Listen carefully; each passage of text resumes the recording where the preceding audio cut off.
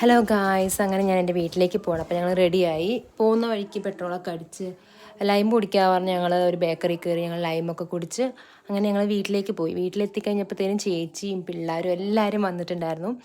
അപ്പോൾ ഞങ്ങൾ വന്നത് ചേച്ചി സ്കൂട്ടി ഓടിക്കാൻ വേണ്ടി. അവൾ ഓടിക്കും, എന്നാലും അവൾ ഞങ്ങളുടെ വണ്ടി കണ്ടപ്പോൾ ഒന്ന് ഓടിക്കാമെന്ന് പറഞ്ഞിട്ട് വലിയ കാര്യത്തിൽ വണ്ടിയൊക്കെ എടുത്തു.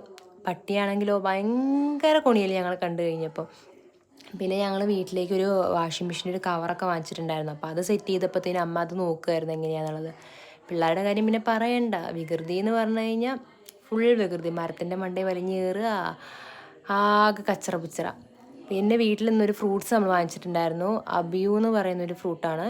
കുഴപ്പമൊന്നുമില്ല ടേസ്റ്റ്. പിള്ളേർക്ക് നല്ല ഇഷ്ടപ്പെട്ടു. പിള്ളേർ വാരി വാരി തിന്നുമായിരുന്നു. ഞാൻ കോരി കൊടുത്തു. പിള്ളേർക്ക് ഇഷ്ടപ്പെട്ടു. പക്ഷെ എന്നാലും ഹെൽത്തിയാണെന്ന് പറയുന്നു. പക്ഷേ ഇതിനെപ്പറ്റി വലിയ ടേസ്റ്റും അങ്ങനെ വലിയ കാര്യങ്ങളൊന്നും ഇല്ല. പക്ഷെ കുഴപ്പമില്ല. അപ്പോൾ പിള്ളേർക്കൊക്കെ കൊടുത്തു.